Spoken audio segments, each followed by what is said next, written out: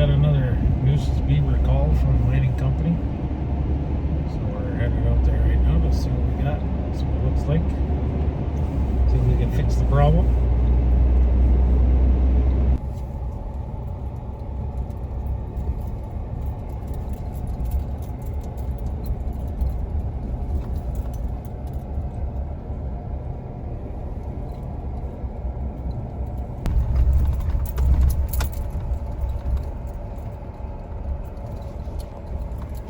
Well, this is where our problem is supposed to be, is just up here. See what it looks like. Traps the beaver out of here in the winter, so we might have a teenager moving around. We might have a established house here. I don't know. Let's see.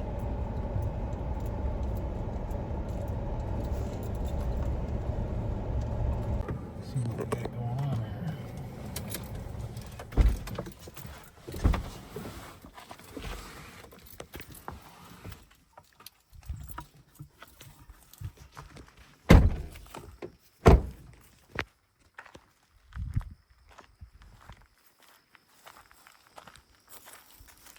Cold all smashed up and digging it out with the excavator.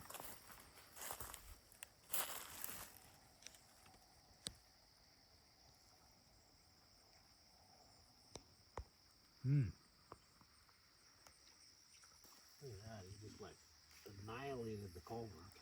He caught the whole thing with his hoe and just folded it right into itself.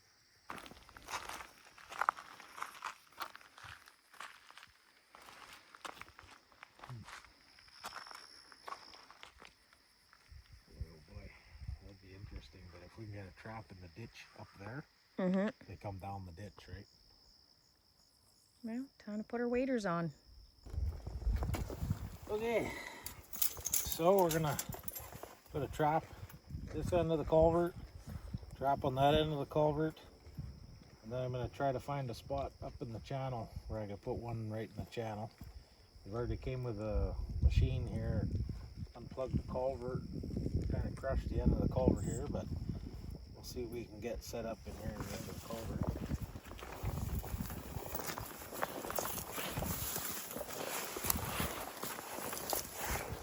A good idea, if you got culverts on your trap line, it's always good to have traps in your culverts, because otters will go through and all kinds of aquatic animals will go through the culverts.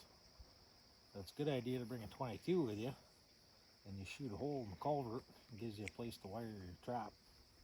But there's some tears in the culvert on both ends from the excavator, so I should be able to get a wire in there somewhere.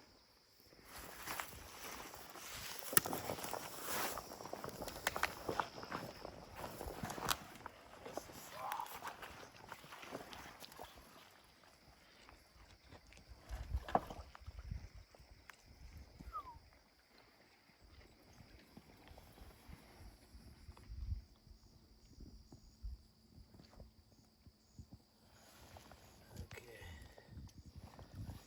So half of the culvert is blocked off because it's crushed inside of it. So I'm going to try to get my trap maybe a little bit more into the culvert.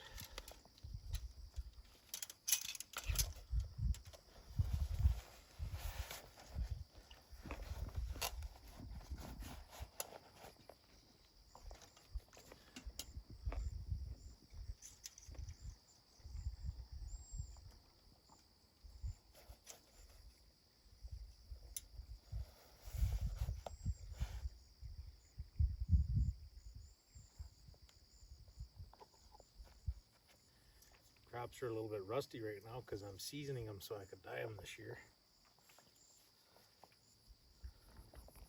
Let's see what we got here. See if I get some.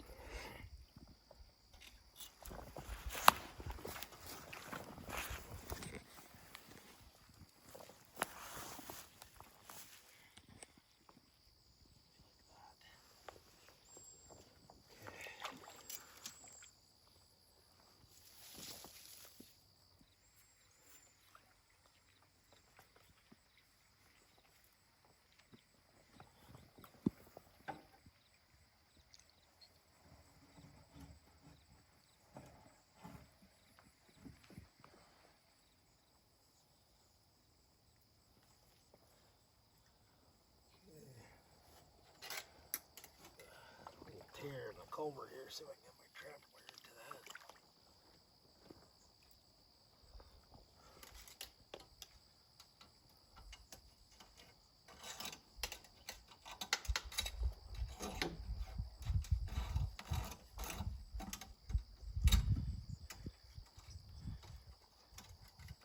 Fall, I usually always carrying a gun, so easiest way to do it is just shoot a hole in it. Unless you carry a cordless drill, then you can always drill a hole.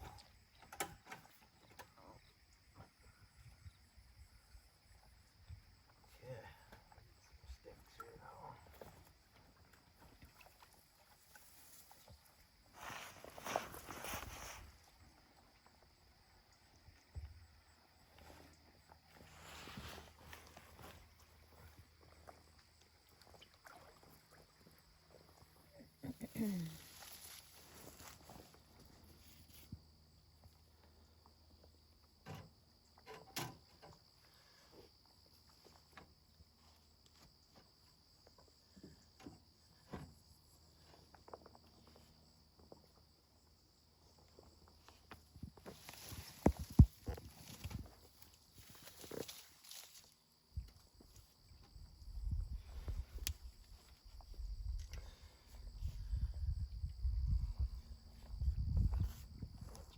Already.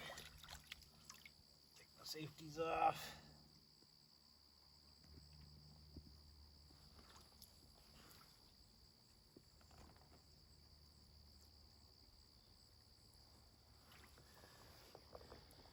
There we go. Probably can't see it from that angle, but this whole side of the culvert's crushed in and blocking half the culvert. So I got my running pole across. I got the 330 just 2 inches off the bottom of the culvert, and I got it blocking that hole for him to come through. And we got a good anchor, so that's good for that one. I'll get one on the other side of the road. Let's see if I can get one in my springs here, just so the trap can't spin.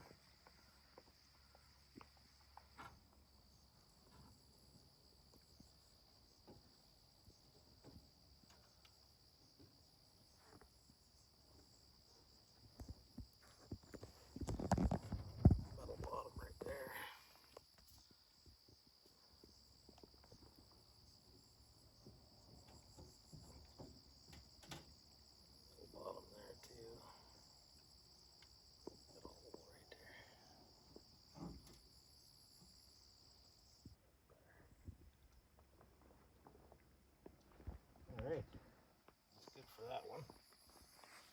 Get one on the other side.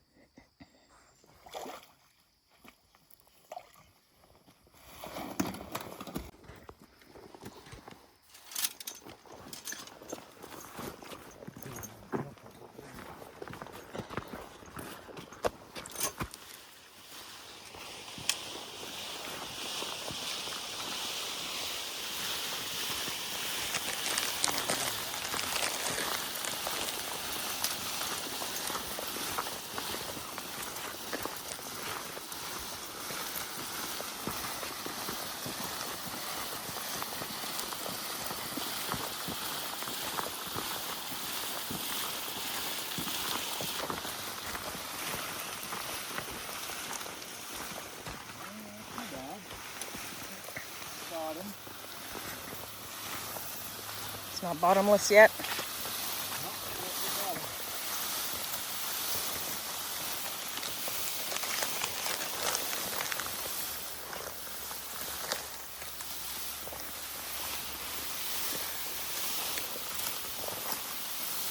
Gives me PTSD from that time we were hauling four-wheelers through the swamp.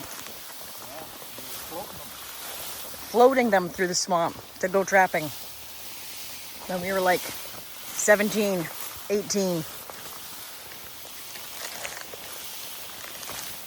I never did tell our story.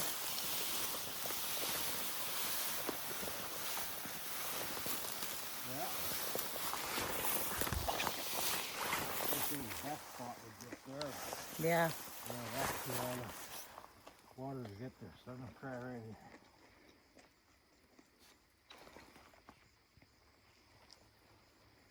definitely be a spot he'd go through. Yep.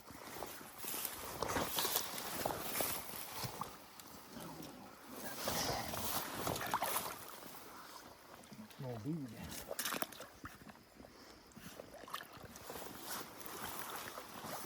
Beaver dam right here. Even better, a good idea for a spot because everything on each side of it, you'll be able to put sticks in and. Work good. Got a nice third spot right here.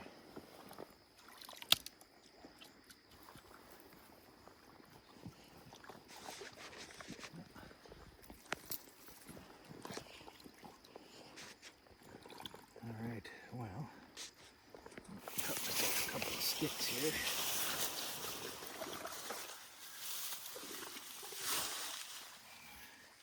Just let it go. Oh, sorry.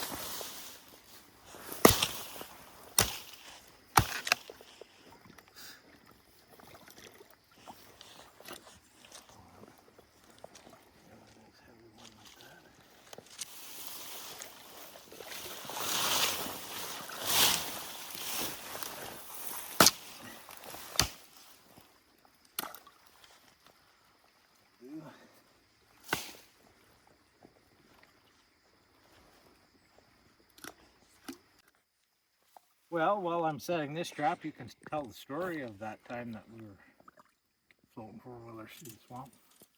Good story.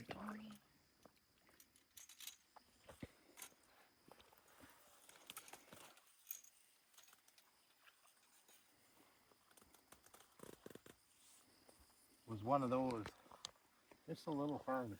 Just a little farther. Yeah, we were going trapping. One of John's many trap lines when we were, I think, 17 or 18 years old, maybe even older. I don't recall. And he had this idea that we would light the fire at the camp and we would go check traps. And by the time we came back, camp would be warm and we'd be tired and cooled and ready to enjoy a nice evening at camp, drinking some cold drinks and sitting by the fire and telling some stories.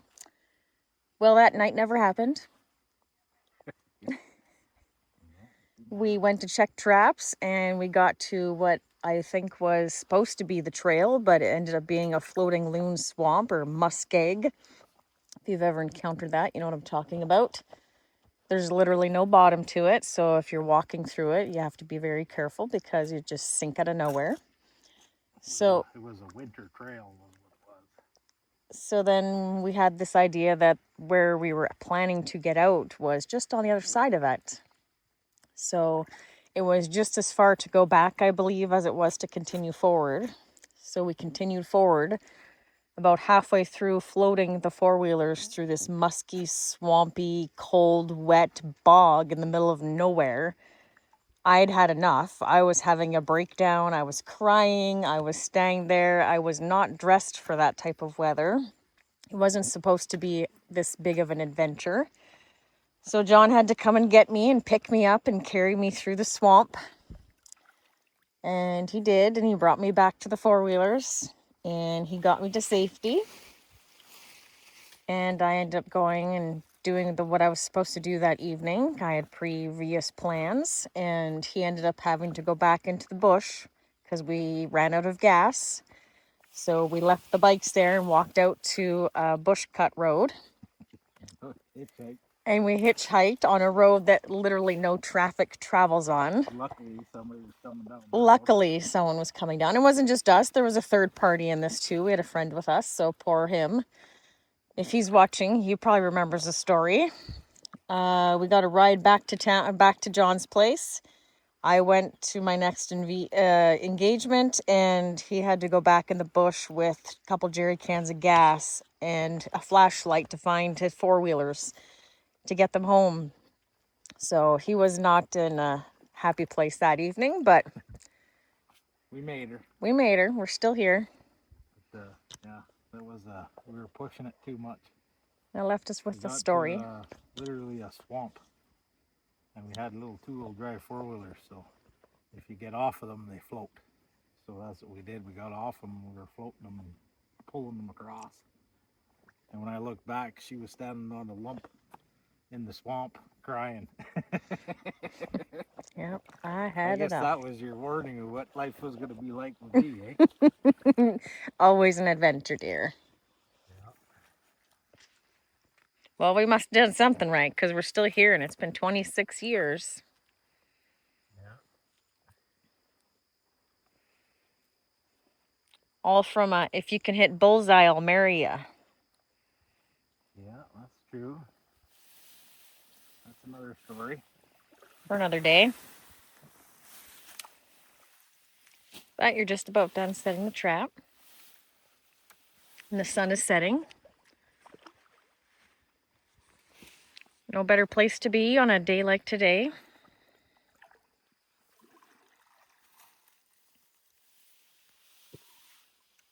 Not all these branches sticking out. I had nothing to work Building a whole new dam.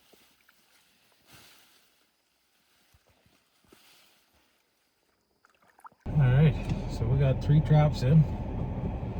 One at each end of the culvert and one in the channel here on this side. So we'll be back tomorrow morning and see if we get anything here.